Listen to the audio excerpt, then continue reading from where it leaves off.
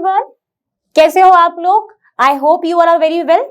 मैं हूं Joshika from Learnohub, the free learning platform जहां पर आप पढ़ सकते हो physics, chemistry, biology, maths absolutely for free at learnohub.com।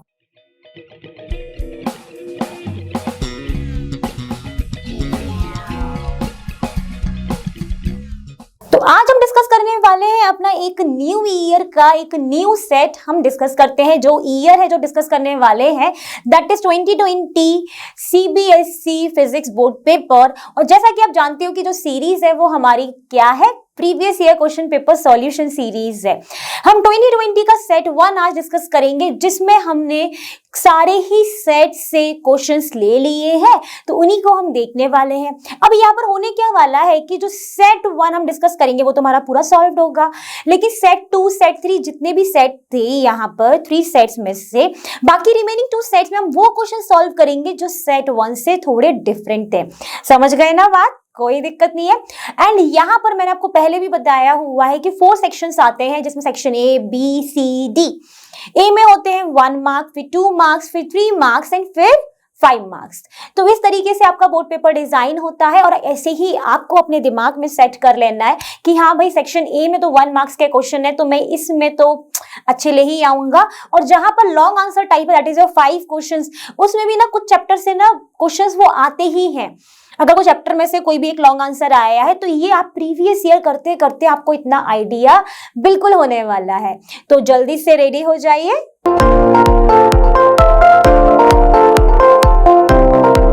तो चलिए बात करते हैं क्वेश्चन नंबर 25 की।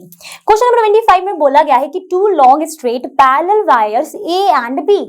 तो यहाँ पर आपके पास फिगर भी बना गया है, ये दोनों एक पैरेलल वायर्स है, separated by a distance D carrying a equal current I flowing in the same direction as shown in the figure.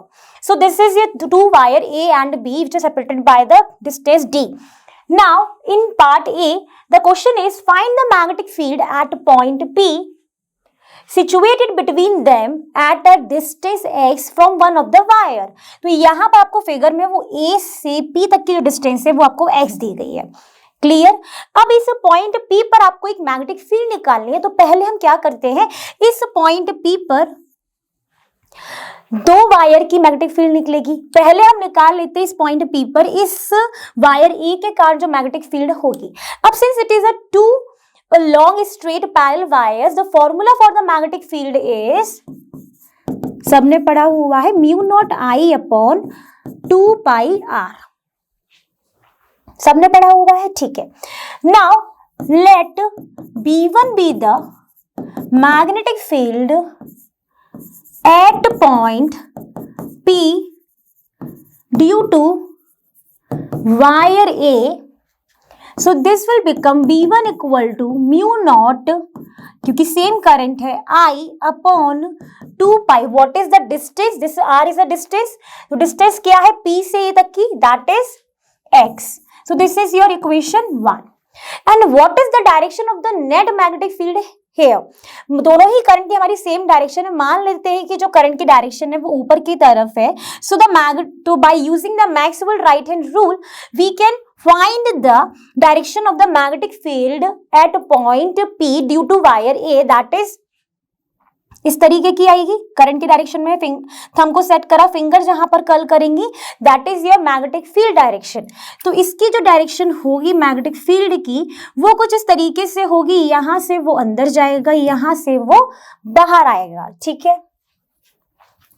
Now let B2 be the magnetic field at point P due to wire B।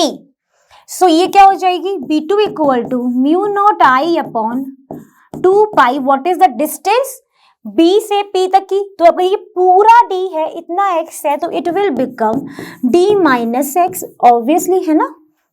तो ये हो जाएगा D minus X. Now what is the direction of the magnetic field at point P due to B? Direction क्या होगी? फिर से current की direction तो सेम ही है, ऊपर की तरफ हमने अज्यूम कर रखा है। तो यहां से इसकी जो मैग्नेटिक फील्ड बनेगी, मैं नीचे बना देती हूँ।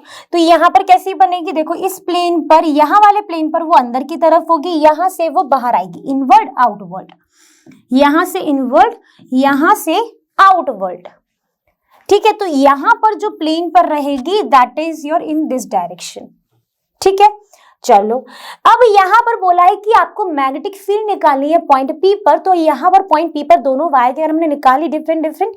अब नेट मैग्नेटिक फील्ड जब निकालेंगे, net magnetic field at point P, तो देखो यहां पर क्या है, एक इधर है एक इधर है, तो यहां पर जो B नेट है वो आपका आ जाएगा B1 माइनस B2। ठीक है, चलो अभी तो मैंने ऐसी बनाई है, मैग्नेटिक फील्ड तो और भी बन सकती है, यहां से भी ऐसी हो सकती है ना। तो यहां पर B1 माइनस B2 करेंगे तो आपको यहां पर इनकी वैल्यूज रखेंगे आप, तो यहां से आपको देखने को मिलेगा mu not I upon 2 pi x minus mu not I upon 2 pi D minus x. ठीक है, हम कॉमन ले सकते हैं, तो हमने कॉमन ले लेंगे, म्यू नॉट आई अपॉन 2 पाई हमने बाहर निकाला, it will become 1 upon x minus 1 upon D minus x. तो ये आपका निकल कर आएगा mu not I upon 2 pi D minus 2x upon x D minus x. So this is your magnetic field, net magnetic field at point P। निकाल लिया आपने। ठीक है, यहीं पर आप आंसर छोड़ देंगे, क्यों? क्योंकि ना तो हमारे पास d की डिस्टेंस है, ना ही हमारे पास x की डिस्टेंस गिवन। अगर गिवन होता हम डायरेक्ट वैल्यूज पुट करते और आंसर निकाल लेते। तो यहाँ पर आपका ए पोर्शन पूरा सॉल्व हो गया, तो ए पोर्शन डन हो गया। तो देखिए अब इसके बी पोर्शन में क्या बोला गया है कि आपको ग्राफिकली शो करना है variation of magnetic field with respect to the X. मतलब ग्राफ जहां पे जो प्लॉट होने वाला है that is plot between the magnetic field and the distance X. Okay, for zero की जो एक्स की जो वैल्यू है that should be greater than zero but X is less than D. ठीक, ओके तो हमने क्या करा, हमने जो एक्स एक्सिस है वहां पर एक्स की ही वैल्यू वेरी हो रही है, एक्स की वैल्यू डी, एक्स की वैल्यू 0 होगी। तो यहाँ पर हमने ना पॉइंट मान लिया d/2 एक, और एक हमने d मान लिया है क्योंकि x जो है वो d से छोटा ही होगा। अभी तो मैंने यहाँ पर पूरा एक एक्स एक्सिस बनाया है, मैंने यहाँ पर x का मतलब वो नहीं है, ये एक्स एक्सिस है। ओके, तो अगर हम x की वैल्यू d से छोटी लेते हैं, अगर अज्यूम करते हो, देखो 0 से बड़ी होनी चाहिए, d से छोटी, तो हमने यहाँ पर अज्यूम कर ली है वो छोटी वैल्यू d/2। ठीक है, अगर हम यहाँ पर अपनी नेट मैग्नेटिक फील्ड का जो हमने अभी ए पोर्शन में जो फॉर्मूला निकाला उसमें अगर x की वैल्यू d से छोटी d/2 रखते हैं तो हमारी जो मैग्नेटिक फील्ड है वो कितनी हो जाएगी। अगर मैं यहाँ पर d/2 रखती हूँ इस x की जगह पर तो 2 से 2 कैंसिल हो जाएगा, d minus D, that means magnetic field जो है मेरी यहाँ पर 0 आएगी एट दिस वैल्यू। ओके, तो यहां पर मैंने d/2 के लिए जो मेरी मैग्नेटिक फील्ड है वो क्या कर दी, मैंने 0 कर दी। ठीक है, उसी तरीके से आप जब बाकी वैल्यूज रखेंगे, मान लेते हैं कि हम d/4 रखते हैं तो आपकी यहाँ पर कुछ और वैल्यू निकल कर आएगी। तो आपका जो ग्राफ बनने वाला है वो आपका बनेगा कुछ इस तरीके से, जहां पर आपका d/2 पर आकर नेट मैग्नेटिक फील्ड 0 हो जाएगी। ओके, क्लियर हो गया।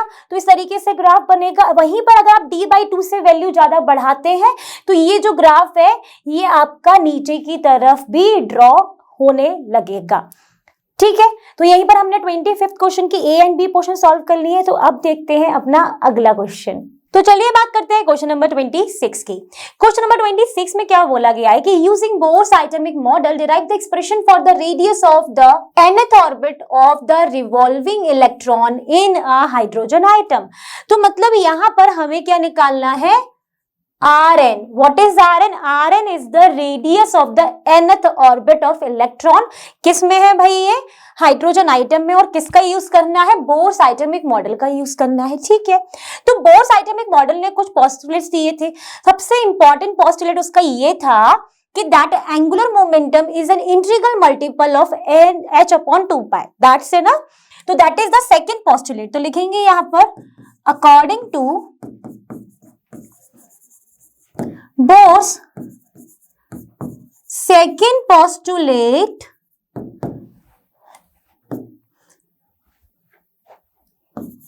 MV and Rn is equal to the NH upon 2 pi।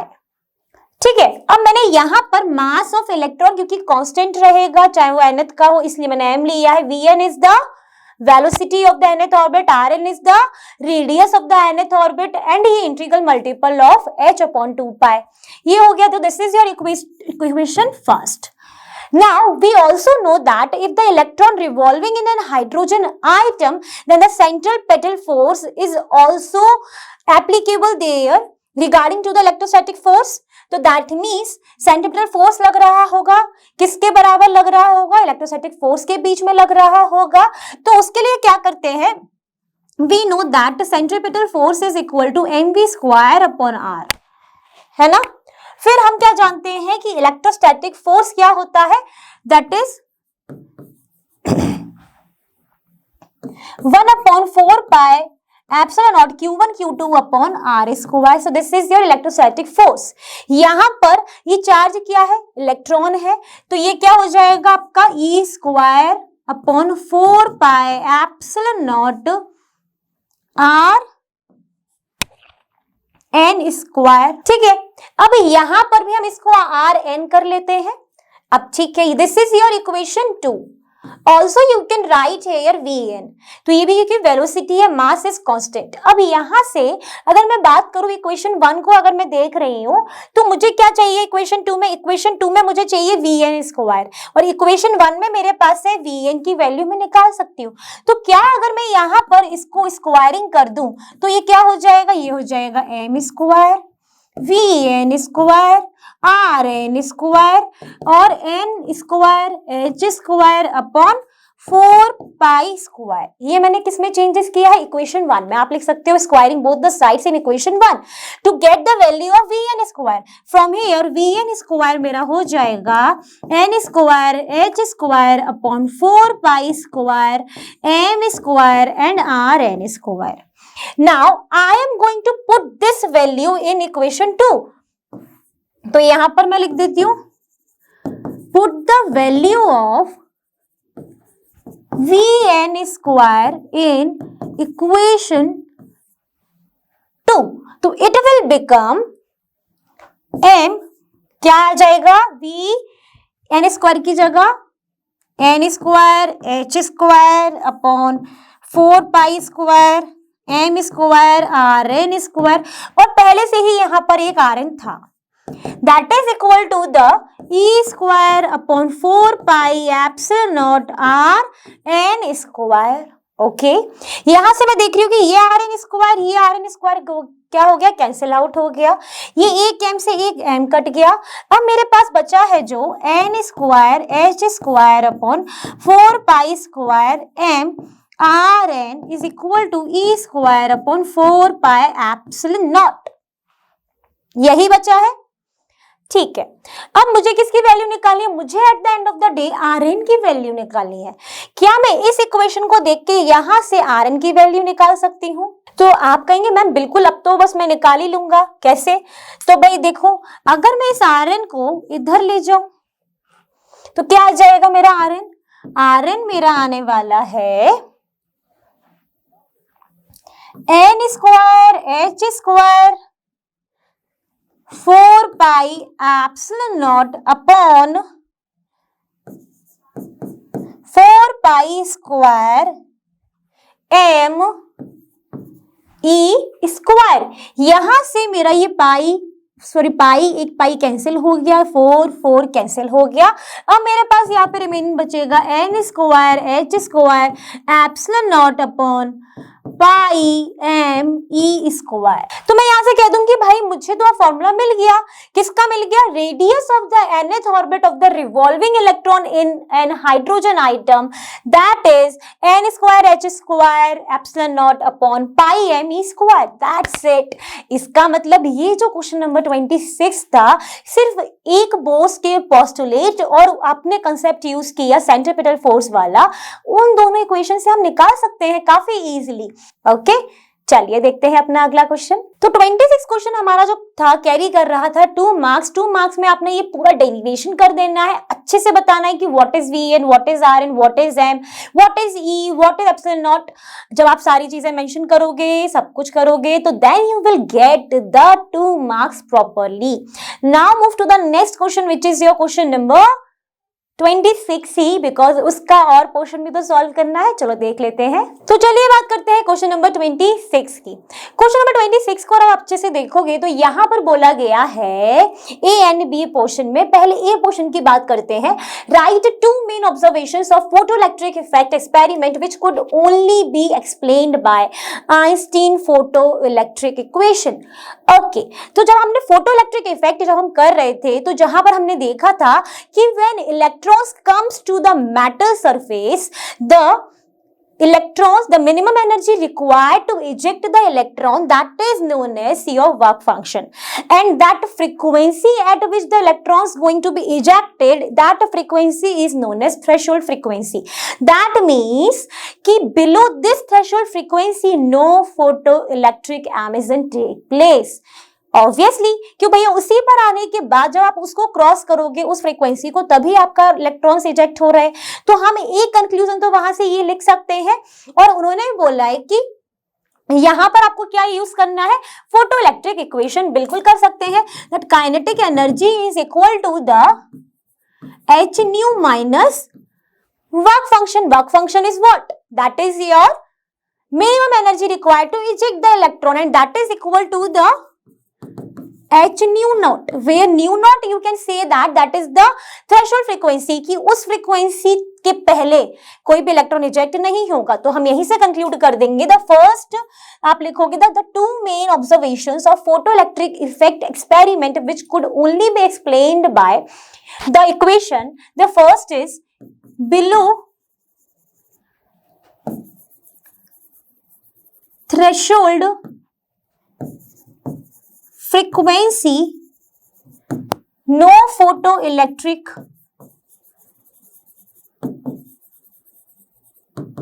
emission takes place। ठीक है, पहला वाला हो गया। अब क्या है यहाँ पे दूसरा कंक्लूजन आया था, कि दूसरा कंक्लूजन ये था कि kinetic energy is dependent to the frequency not on the intensity of the radiation.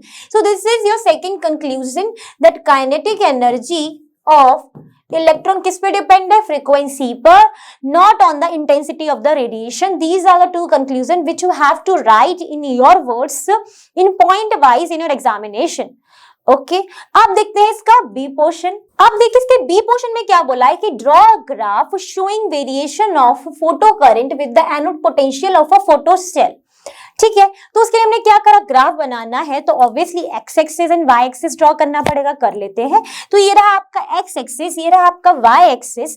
On the X axis you can write the anode potential और collector plate potential, and on the Y axis you can write photoelectric effect. And if we talk about the variation of photo current, तो उसका graph कैसे बनता है, यहां पर आप ले लेते हैं एक स्टॉपिंग पोटेंशियल,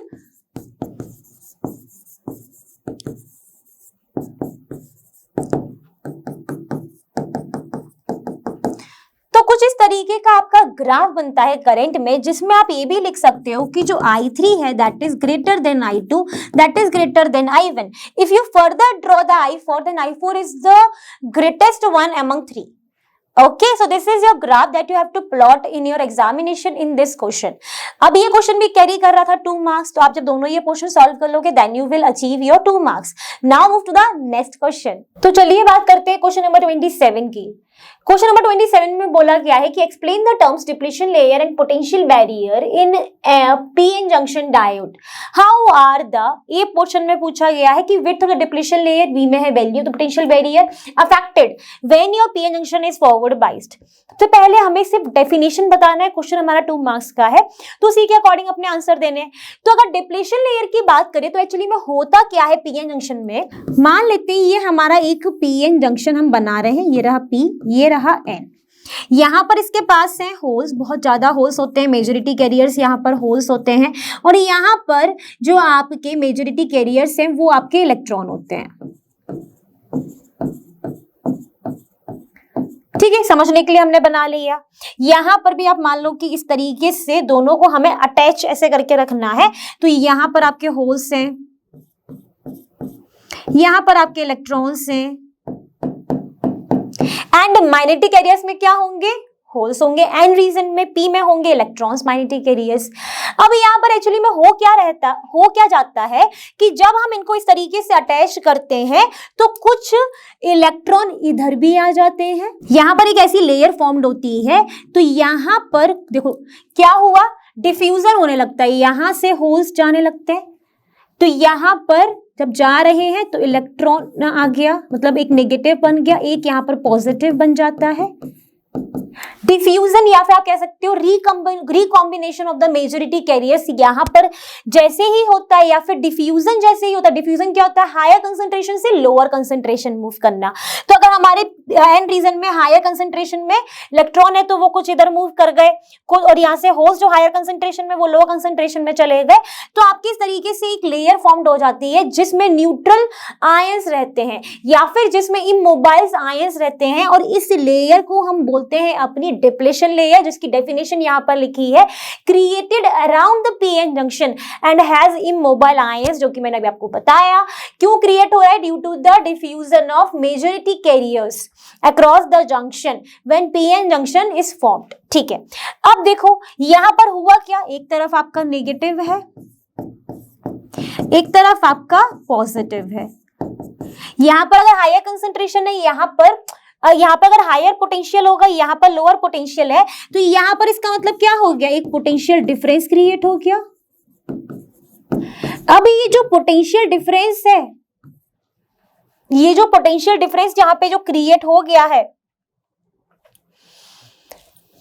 अब यहाँ पर जो डिफ्यूजन हो रहा था, जो रिकॉम्बिनेशन हो रहा था, इजीली हो रहा था।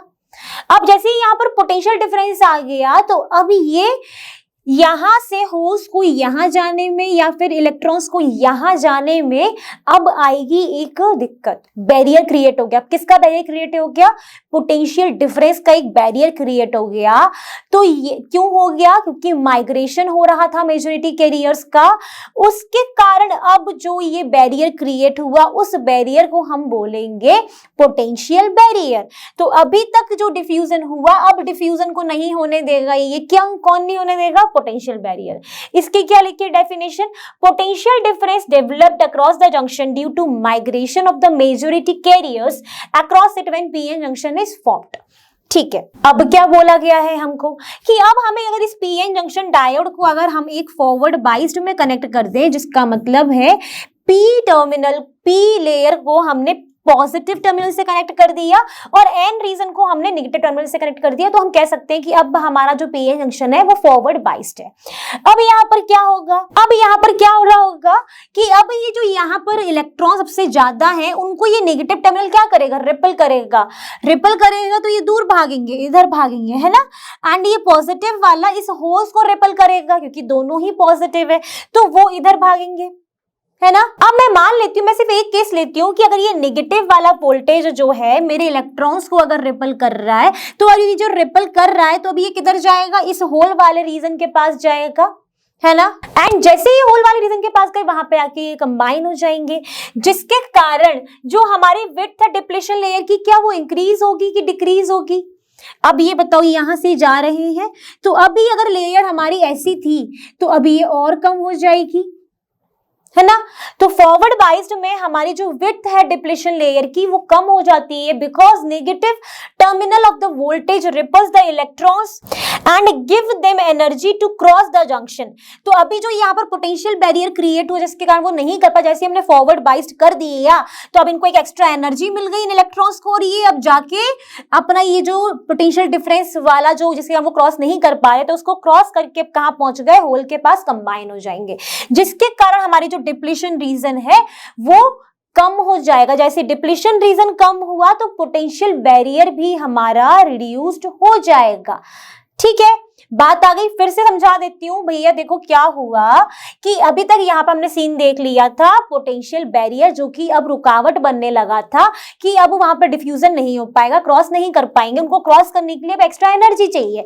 एक्स्ट्रा एनर्जी के लिए हमने यहाँ पर लगा दिया अपना फॉरवर्ड बाइस्ड, जैसा क्वेश्चन में बोला है। जैसे ही हमने लगाया तो क्योंकि नेगेटिव टर्मिनल और नेगेटिव इलेक्ट्रॉन दोनों क्या अट्रैक्ट करेंगे, नहीं ना, रिपल करेंगे, दूर जाएंगे, एक्स्ट्रा एनर्जी मिली, रिपल रिपल रिपल। अब इसको इतनी एनर्जी मिल गई कि वो अब इस बैरियर को क्रॉस कर देगा, जिसके कारण डिप्लेशन लेयर कम हो गई एंड पोटेंशियल बैरियर भी कम हो गया। This is your answer. तो आप बोल दोगे रिड्यूस्ड होंगे। ठीक है, दोनों का डिफरेंस देख लिया, इसमें भी रिड्यूस्ड होगा, इसमें भी रिड्यूस्ड होगा। Now move to the next question. तो चलिए बात करते हैं क्वेश्चन नंबर 28 के ए पोर्शन की, जिसमें बोला गया है कि two cells of EMF E1 and E2 have their internal resistances R1 and R2 respectively. Deduce an expression for the equivalent EMF and internal resistance of their parallel combination when connected across an external resistance R. Assume that the two shells are supporting each other. Okay. तो हम क्या करते हैं, पहले दो sales हम parallel combination में draw कर देते हैं। So this is your EMF1 which is having an internal resistance R1. This is your EMF2 which is having an internal resistance R2, and this is your potential V, and this is your external resistance R, and this node is B1 and this node is B2. Okay अब यहां पर क्योंकि हमें E1, E2, R1, R2 तो बताया गया है कि EMF है फर्स्ट सेल, ये फर्स्ट सेल है पूरा एक जिसमें EMF1 है और R1 रेजिस्टेंस है। This is your cell 2 in which E2 is the EMF2 and R2 is the internal resistance of the second cell. अब हम लिख लेते हैं let V be the potential difference across B1 and B2। कैसे? तो देखो यहां पर इस पूरे यहां से यहां तक का जो पोटेंशियल डिफरेंस है वो हमारा V होगा, तो इस नोड का भी वही V होगा। अब क्योंकि ये पैरेलल कॉम्बिनेशन है तो पैरेलल कॉम्बिनेशन में हमारा जो पोटेंशियल है वो सेम रहता है, बट करंट डिवाइड हो जाता है ना। मतलब यहां से यहां तक का जो पोटेंशियल डिफरेंस है वो V है, तो इस सेल का भी V हुआ, इस सेल का भी V हुआ, यह बात ध्यान रखना। अब यहां से अगर मैंने बोल दिया है कि पोटेंशियल डिफरेंस V है, तो फॉर फर्स्ट सेल क्या मैं लिख सकती हूँ, V equal to EMF minus I1 R1, और फॉर द सेकेंड सेल मैं लिख सकती हूँ V equal to E2 minus I2 R2।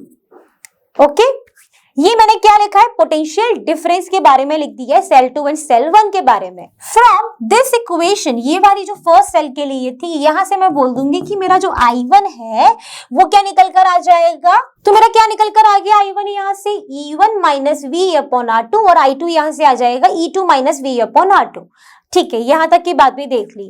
अब क्योंकि ये एक पैरेलल कॉम्बिनेशन है तो मैं यहां से ये बोल सकती हूँ कि जो मेरा टोटल करंट होगा which is the sum of, यहां से अगर I निकला, यहां पर I1 गया, यहां पर I2 गया, तो this is the sum of I1, यहां से अगर I गया, यहां पर I1 है, यहां पर I2 गया, तो the total current is equal to the I1 plus I2। Now I am going to put the values of I1 and I2 in this equation, then I will see that this is E1 minus V upon R1 plus E2 minus V upon R2।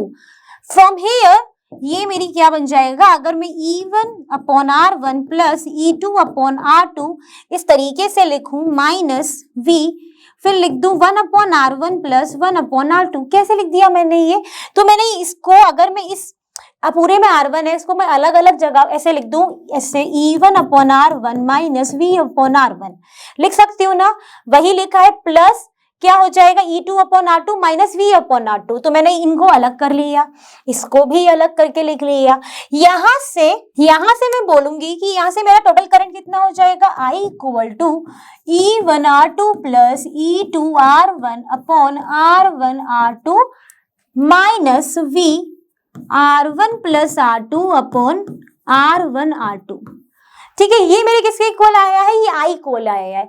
अगर मुझे एक single cell unit भी इसको consider करूं तो मेरा जो equivalent circuit का जो इक्वेशन होगी that is in the form of V which is that is in the form of V which is equal to the E equivalent minus IR equivalent, जो कि हमने सबसे पहली इक्वेशन ली थी पोटेंशियल डिफरेंस की।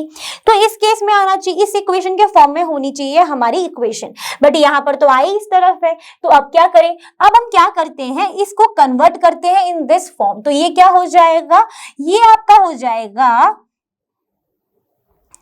V equal to E1R2 plus E2R1 upon R1R2 minus I R1R2 upon R1 plus R2।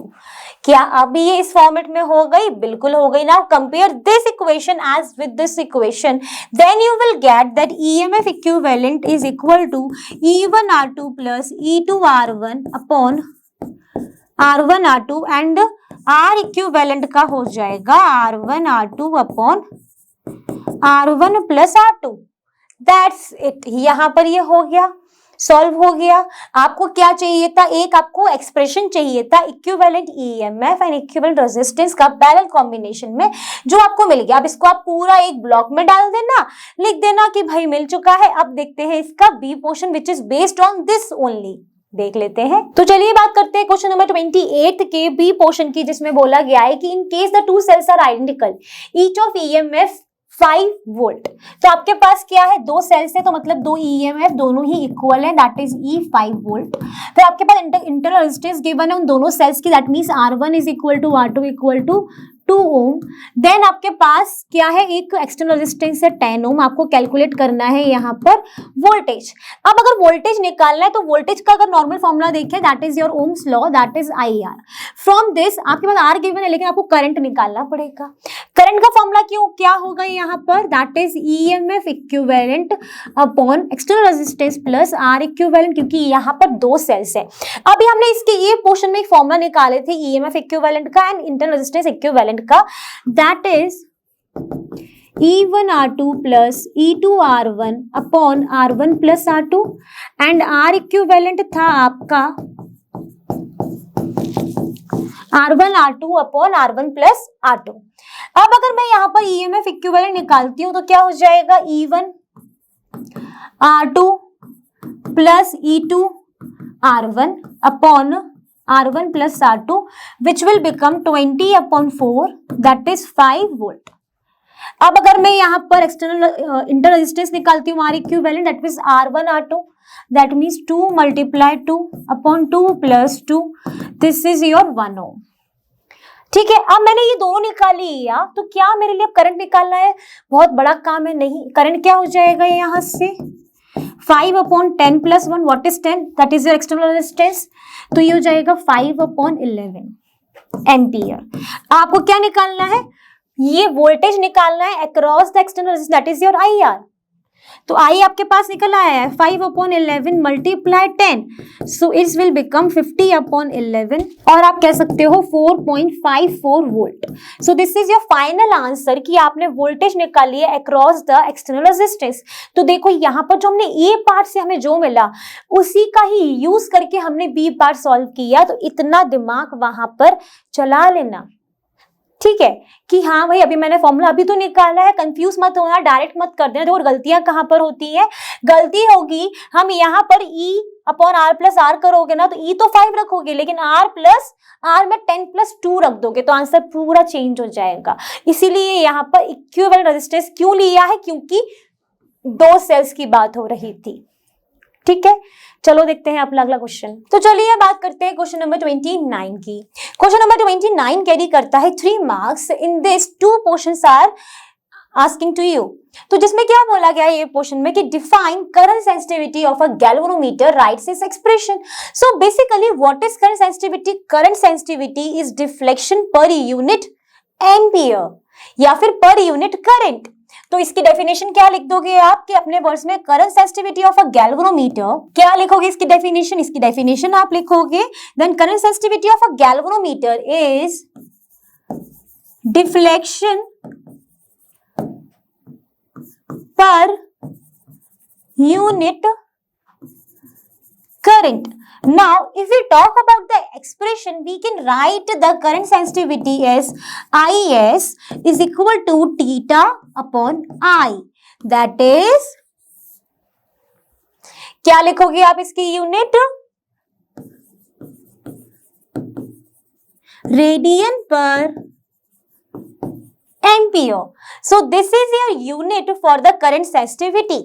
अब देखते हैं इसका B portion. Now if you talk about the B portion of this question in which a galvanometer has resistance G, मतलब ये जो G है this is resistance and shows full deflection current, deflection for current is Ig.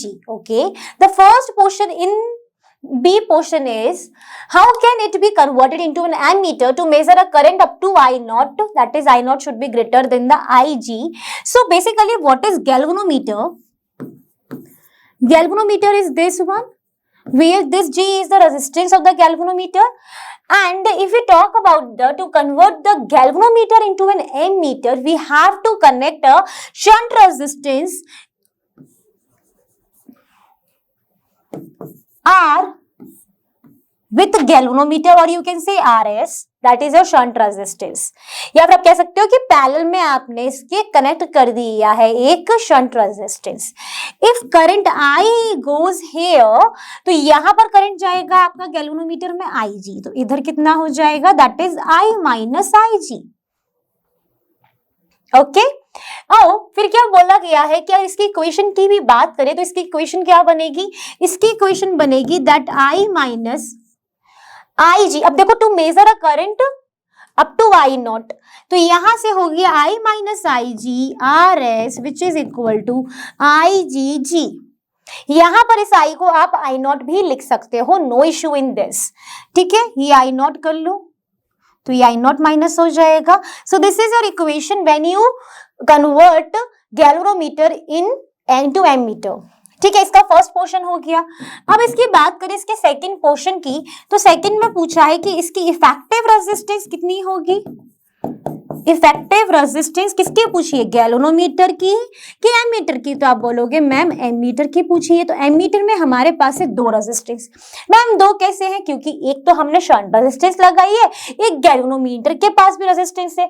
Now we talk about the effective resistance in a parallel combination, then formula is 1 upon R equivalent is equal to 1 upon R1 plus 1 upon R2, where R1 is G plus 1 upon RS, which will become RS plus G upon RS G. Okay, और तो effective resistance कितनी आ जाएगी, R equivalent is RS G upon RS plus G। So that's it, आपने दोनों ही portion इस 29th question के solve कर लिए।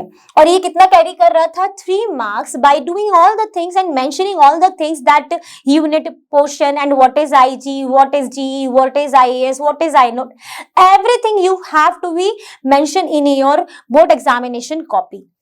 ठीक है, चलो बढ़ते हैं अपने 30th क्वेश्चन की तरफ। तो चलिए बात करते हैं क्वेश्चन नंबर 30 की, जिसमें बोला गया है कि a resistance and the capacitor are connected in series to a source V equal to V naught sine omega T। Okay, तो कनेक्ट कर देते हैं एक रेजिस्टेंस को, एक कैपेसिटर्स को, एक AC सोर्स से कनेक्ट कर दिया। इस AC सोर्स का वोल्टेज है V equal to V naught sine omega T, and this is your resistance R and this is your capacitance C, and the potential difference across the resistance is VR and the potential difference across the capacitance is VC। Okay, चलो ठीक है, यहाँ तक की बात। अब यहाँ पर आपको दो पोर्शन निकालने को बोले हैं। In the first A portion that is the peak value of voltage आपको निकालनी है across the resistance and your capacitor. तो अगर हमें कोई भी पीक वैल्यू निकालनी है वोल्टेज की, since voltage is what, voltage is equal to IR, है ना, फ्रॉम द ओम्स लॉ।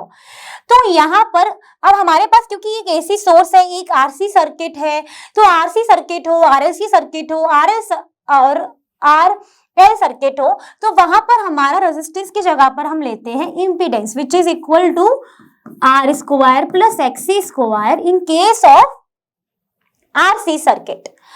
ठीक है, from here I is equal to V naught upon Z, which is equal to V naught upon under root R square plus XC square. Now, if we are going to calculate the peak value of voltage across the resistance, तो क्या हो जाएगी, VR, which is equal to IR. तो I is V naught upon under root R square plus XC square multiply R. So this is your peak value of resistance across R. Now capacitor के across निकालते हैं तो क्या होगा, VC which is equal to IXC.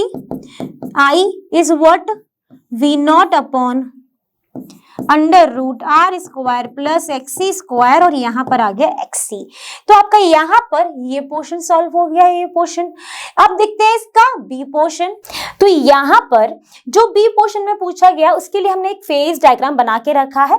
Phase diagram क्योंकि ये RC circuit है तो यहाँ पर जो आप ड्रॉ करोगे, क्योंकि VI कैरेक्टरिस्टिक देखनी पड़ी तभी तो मालूम पड़ेगा कि आपका ये करंट अहेड है कि वोल्टेज अहेड है. तो यहाँ पर हम जानते हैं कि यहाँ पर हमने ड्रॉ करा अपना I, यहाँ पर है आपका V. ठीक है, जब भी हमने RLC सर्किट भी ड्रॉ किया है तो वहां पर हमने देखा है कि इंडक्टर का जो वोल्टेज होता है वो आपका ऊपर की तरफ बनता है एंड VC का जो वोल्टेज होता है that is your downward direction. क्यों होता है इसको जाके जल्दी से देख लेना, वन शॉट वीडियो. तो यहाँ पर जो VC का वोल्टेज है वो आपका कहाँ बनेगा, नीचे की तरफ बना रहा है. और यहाँ पर जो करंट है क्योंकि सीरीज में कनेक्टेड है तो करंट तो हमारा सेम रहने वाला है. तो IR is equal to IC equal to I. VR कहां पर होगा, अक्रॉस द फेस होगा.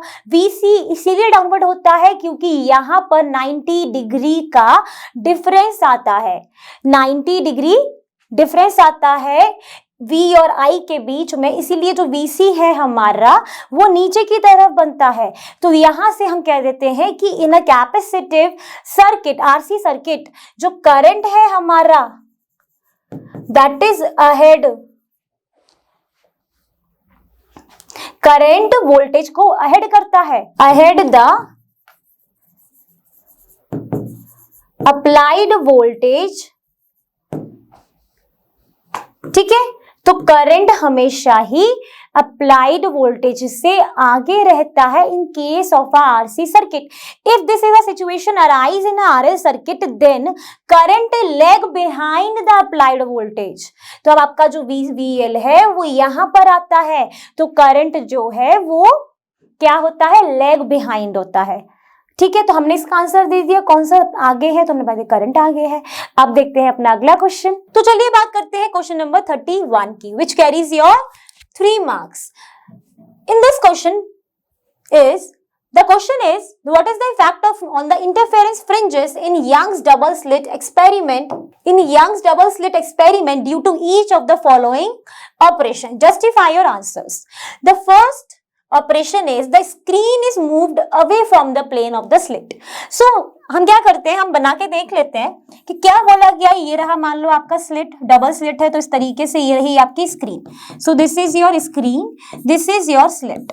अब बोला है कि इसके बीच की जो डिस्टेंस है वो हमने बढ़ा दी, तो this is your capital D. अगर हमने इसको बढ़ा दिया, also we know that the fringe is, interference fringes का फॉर्मूला क्या होता है, lambda D upon small d. So from here beta is directly proportional to capital D. If the distance between the slit and the screen is going to be increased or moved away from the screen, then D is going to be increased. If D is going to be increased, तो obviously beta is also increased. That means interference fringes पे क्या फर्क पड़ेगा कि भाई वो increase हो जाएगा. चलो हो गया. फिर बोला कि separation between the slit is increased. अब क्या बोला है कि ये जो दो स्लिट है इनके बीच की डिस्टेंस होती है हमारी स्मॉल d, वो अगर इंक्रीज कर रहे हैं तो यहां से हम इसी फॉर्मूले को देखें तो beta is inversely proportional to small d. That means if d is going to be increase then beta is going to be reduced. तो इसमें हो जाएगा रिड्यूस्ड, रीजन भी बता दिया है फॉर्मूले के साथ, इसमें हो जाएगा increased. Now let's talk about the C portion. तो अब देखिए इसके C portion में क्या बोला है कि जो सोर्स, जो स्लिट है उसको हम क्या कर रहे हैं, पास लेकर आ रहे हैं to the plane of the double slit. तो डबल स्लिट के पास में हम सोर्स स्लिट लेकर आ रहे हैं. तो हम मान लेते हैं कि जो स्मॉल s है that is your size of the source and capital S is the distance of the source from the plane of the double slit. तो यहाँ पर फिर इंटरफेरेंस फ्रिंजेस को देखने के लिए कंडीशन होती है, अगर वो सेटिस्फाई करेगी तब आप इंटरफेरेंस फ्रिंजेस देख पाओगे. That is source slit, size of the source upon distance of the source from the plane of द 2 slits is less than the lambda upon d। अब अगर इसको आप पास लेकर आ रहे हो तो ये जो कंडीशन है ये सेटिस्फाई नहीं हो पाती है, नॉट सेटिस्फाइड, क्योंकि अब सोर्स अपॉन ये जो डिस्टेंस है ये ज्यादा हो जाएगी as compare to the lambda upon D. That's why यहां पर जो अब इंटरफेरेंस फ्रिंजेस हैं दैट विल गो डिसअपीयर। क्या हो जाती हैं वो? डिसअपीयर हो जाएंगी। So this is your all about the 31 question. I know this portion, C portion is little bit tricky. Then you have to solve this kind of question as much as you can because double slit के question numerical form में this answer format में आते ही आते हैं। तो you have to very sincere about the single slit experiment and double slit experiment. Now move to the next question. तो चलिए बात करते हैं क्वेश्चन नंबर 32 के ए पोर्शन की। 32 के ए पोर्शन में बोला गया है कि write the expression for the speed of light in a material medium of relative permittivity epsilon R and relative magnetic permeability mu R. ठीक है, तो हमको क्या लिखना है स्पीड ऑफ लाइट का? जब हमारे पास रिलेटिव परमेबिलिटी और मैग्नेटिक परमेबिलिटी नहीं होती है तब हमारा फॉर्मूला होता है 1/√μ0 और एप्सिलॉन नॉट, जहां पर ये फ्री स्पेस के होते हैं। अब अगर यहाँ पर मटेरियल में रिलेटिव परमिटिविटी एंड परमेबिलिटी दोनों आ जाते हैं तब ये फॉर्मूला बन जाता है आपका स्पीड ऑफ लाइट का μ0 μr एप्सिलॉन आर। क्लियर? तो हमने ये पोर्शन सॉल्व कर लिया। अब देखते हैं बी पोर्शन में क्या बोला है। बी पोर्शन में बोला है कि राइट द वेवलेंथ रेंज लिखनी है, नेम बताना है, which are used in radar system for aircraft navigation and earth satellite to observe the growth of the crops. ठीक है, तो आई थिंक 32 क्वेश्चन ना काफी सिंपल है। अगर मतलब इसमें आपको 3 मार्क्स लेकर आना बहुत आसान हो जाता है क्योंकि आप ये लिख लोगे, आई थिंक सो। एंड यहाँ पर फिर अगर आपको इलेक्ट्रोमैग्नेटिक रेडिएशन से ना कुछ गिने चुने क्वेश्चन ही आते हैं या तो उसमें आपको पूरी रेंज पूछ लेते हैं, उसके एप्लीकेशंस होते हैं, तो यहाँ पर रेंज भी पूछा है, एप्लीकेशन भी पूछा है। तो रेडार में अगर बात करें तो रेडार में हमारी कौन सी वेव यूज होती है? तो रेडार में हम यूज करते हैं अपनी माइक्रोवेव। क्या यूज करते हैं एयरक्राफ्ट नेविगेशन के लिए? माइक्रोवेव का यूज करते हैं, जिसकी रेंज होती है 1 mm टू 0.1 मीटर। ठीक है, अब बोला गया कि अर्थ की सैटेलाइट कौन सी रेंज, कौन सी वेवलेंथ या फिर उसका नाम बताना है जो वो यूज करती है जिससे वो जान पाती है कि क्रॉप्स की जो ग्रोथ है वो कैसी हो रही है। तो वो होती है हमारी इंफ्रारेड रेज। अब इसकी रेंज क्या होती है? That is 1 mm to 700 nanometre. क्या होती है रेंज? 1 mm से 700 नैनोमीटर की रेंज की हम IR वेव्स यूज करते हैं अर्थ की सैटेलाइट में to observe the growth of the crops. So I think कितना सिंपल था ना ये क्वेश्चन, 3 मार्क्स के लिए काफी सिंपल है। इसमें most of the people I think gain करेंगे ही मार्क्स। चलो अब देखते हैं अगला क्वेश्चन। तो चलिए बात करते हैं क्वेश्चन नंबर 33 की, जिसमें बोला गया the nucleus 23592y initially at rest. Initially वो रेस्ट पर है। Now decays into 23190x by emitting an alpha particle that is 235y92 gives 231x 90 plus 4 helium 2 plus energy. The binding energies per nucleon is given to you, that is parent nucleus की दी है 7.8 mega electron volt और हमें daughter nucleus की भी given है और alpha particle की भी गिवन है। This is a daughter nucleus, this is your alpha particle. Now assuming that daughter nucleus to be formed in unexcited state and neglecting a share in the energy of the reaction, now find the speed of the emitted alpha particle. Here mass of the alpha particle is also given. Now अब यहाँ पर जितनी भी हमें energy दी है वो binding energy per nucleon दी है, तो अगर यहां से हम Q वैल्यू निकालते हैं तो क्या हो जाएगी? 231x 90 प्लस इसका मास न्यूक्लियन का, फिर 4 हीलियम का मास माइनस मास 235y92। अब हमारे पास मास गिवन है इसका, कितना गिवन है इसका? 7.835 मल्टीप्लाई किससे करोगे? 231 से, प्लस 7.07 मल्टीप्लाई किससे करोगे, 4 से, माइनस 235 मल्टीप्लाई 7.8, ये किस में है आपका, सब कुछ मेगा इलेक्ट्रॉन वोल्ट में है। After doing the calculation you will get the value 5.18 mega electron volt. So this is what, this is your Q value. अब ये हमारी मेगा इलेक्ट्रॉन वोल्ट में आई है। सो दिस एनर्जी, इतनी एनर्जी अल्फा पार्टिकल ने ली होगी, है ना। सो एंटायर जो काइनेटिक एनर्जी है that going to be equal to this one, ठीक है।